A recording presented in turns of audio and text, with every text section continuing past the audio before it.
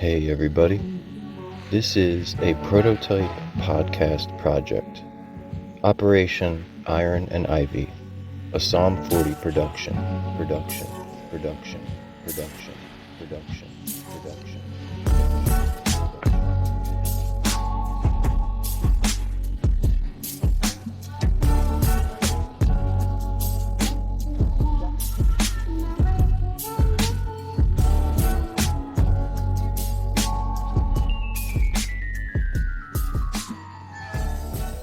Out of the Mire, a historical investigation series.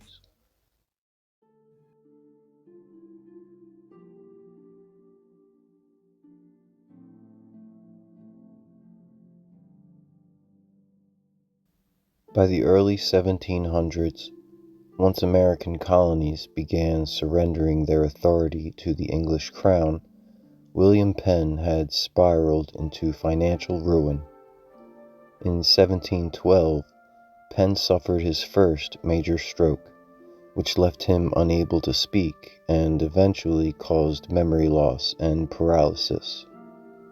He spent his final 6 years unable to care for himself, while also battling significant debt to the Queen, a debt that repeatedly landed him in prison. Penn passed away in Berkshire, England, on July 30, 1718, at the age of 73. The proprietorships in the New World continued to evolve.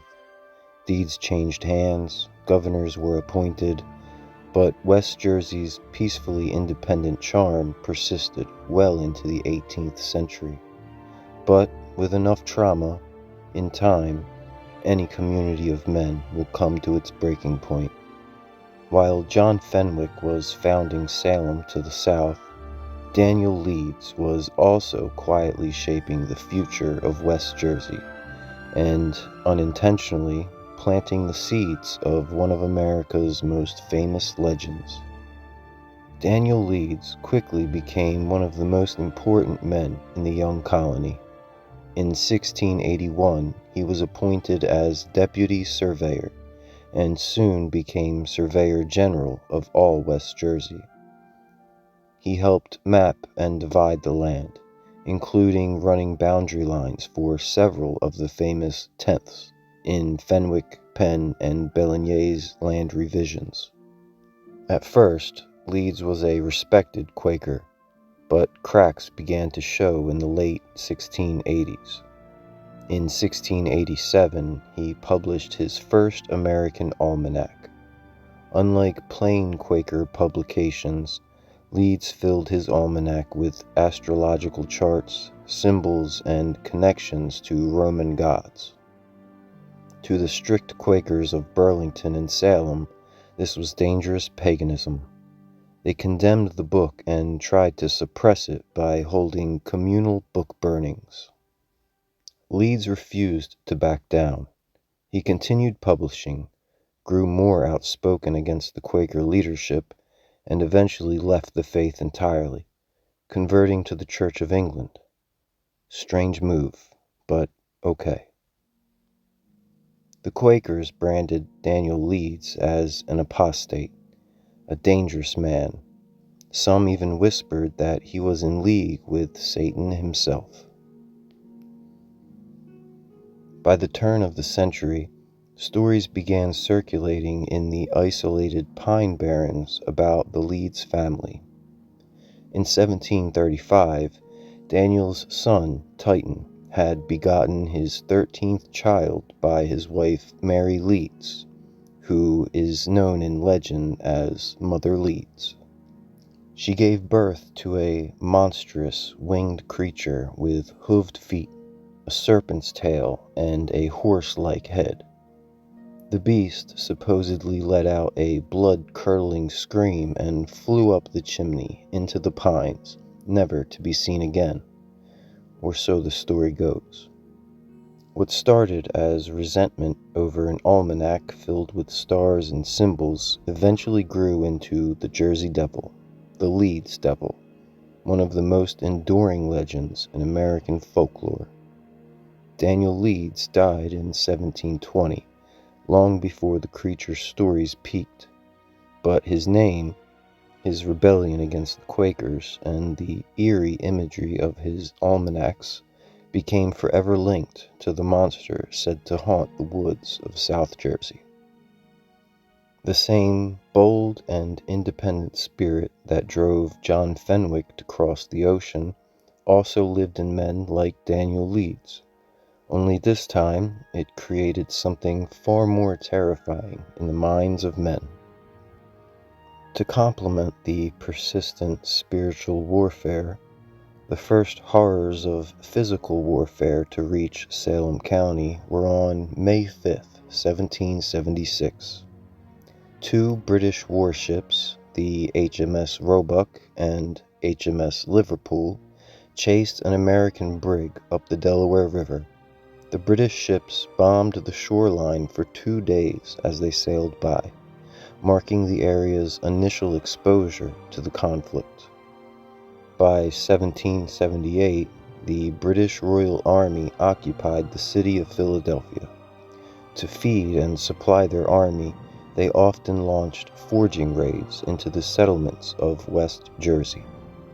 In March of 1778, British Lieutenant Colonel Charles Mulhood led about 1,200 men across the Delaware River from Philadelphia into Salem County.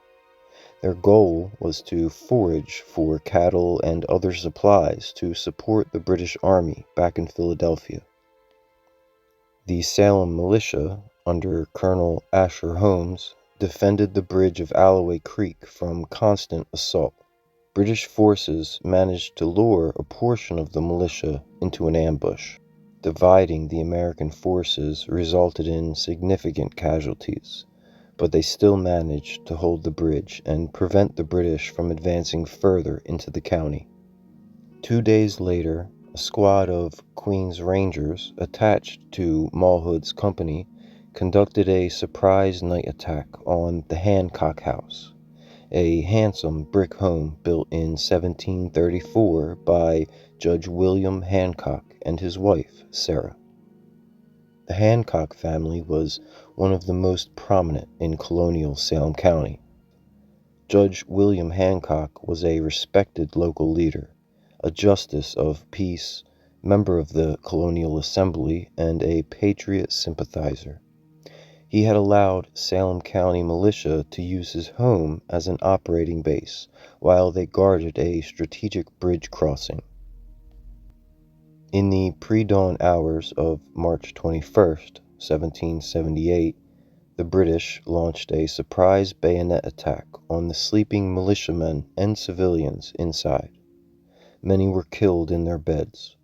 Estimates vary, but roughly 30 people died in what became known as the Hancock House Massacre.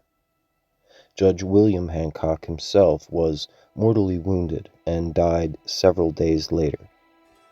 This brutal event shocked the region and became a symbol of British ruthlessness.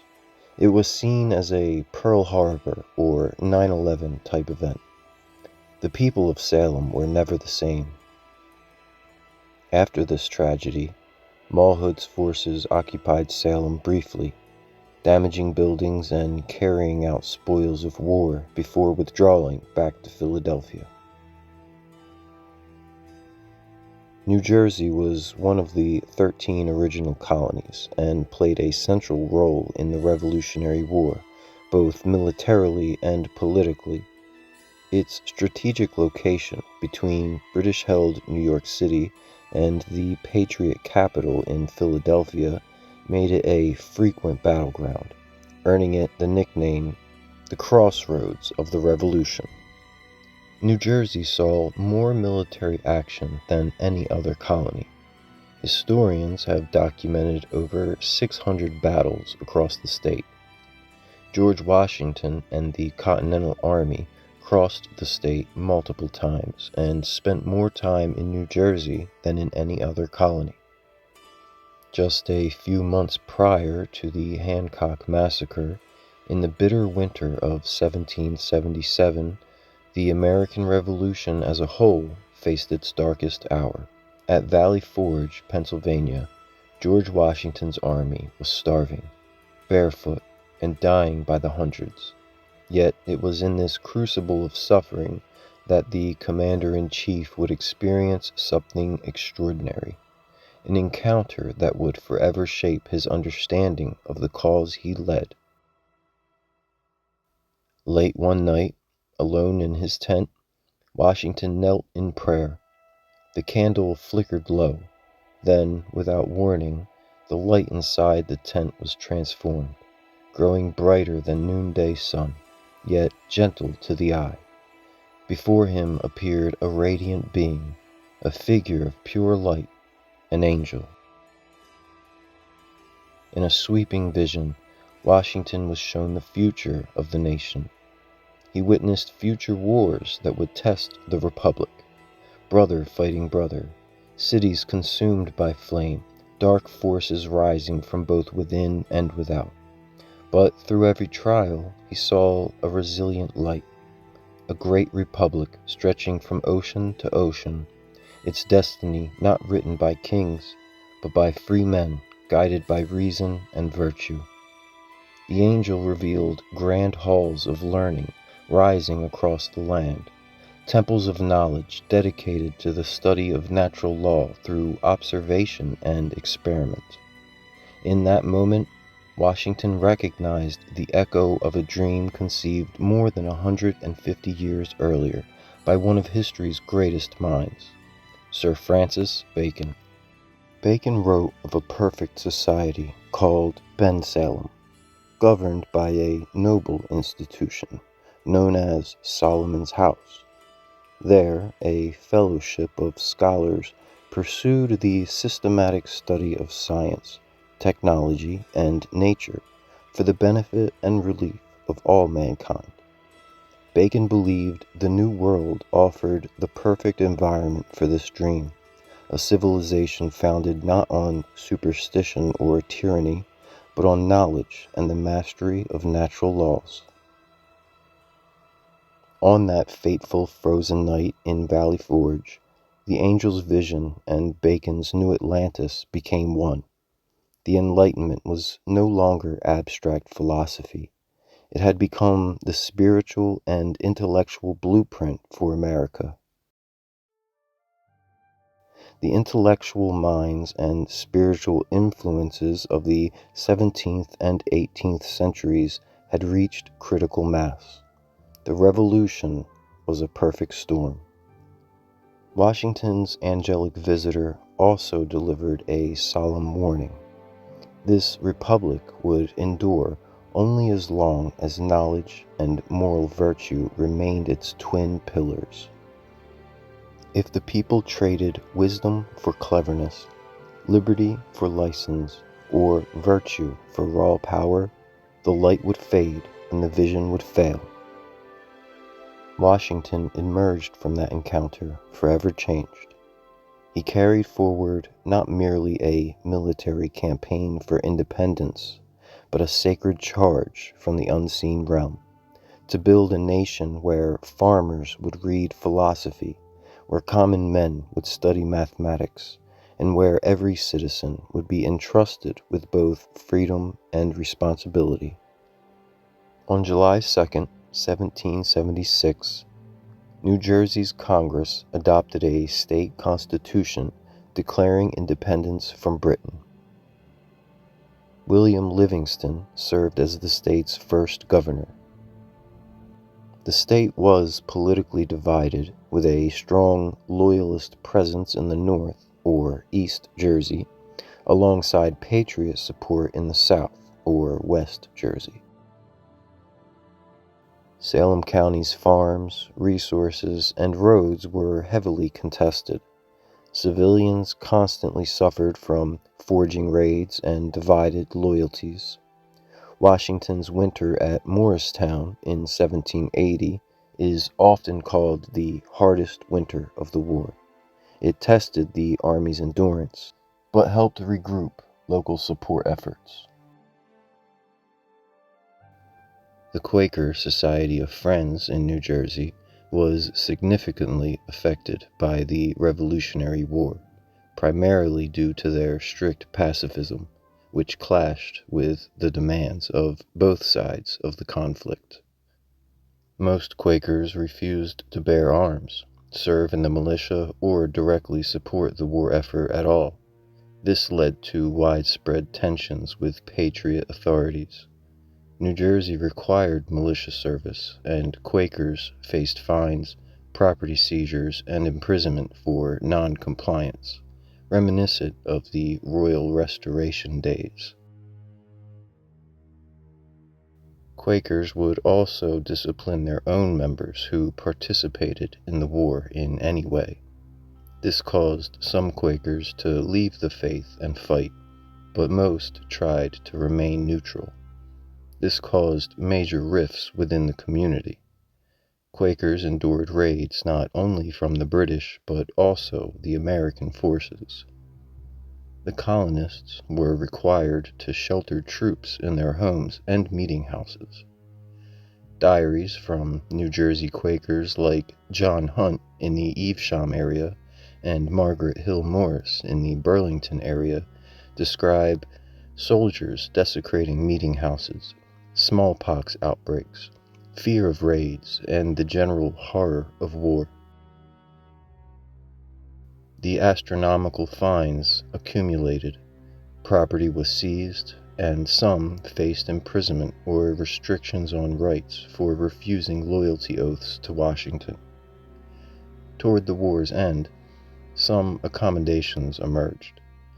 New Jersey began accepting affirmations instead of oaths for Quakers. By 1782, many Quakers evolved their stance to coexist with the new government. The war tested and strained the tight-knit Quaker communities, leading to disownments, migrations, and reevaluation of their role in society. While Quaker presence in New Jersey remained, their political influence waned. After the fog of war had settled, many Quakers shifted their focus on social reforms, such as abolishing slavery.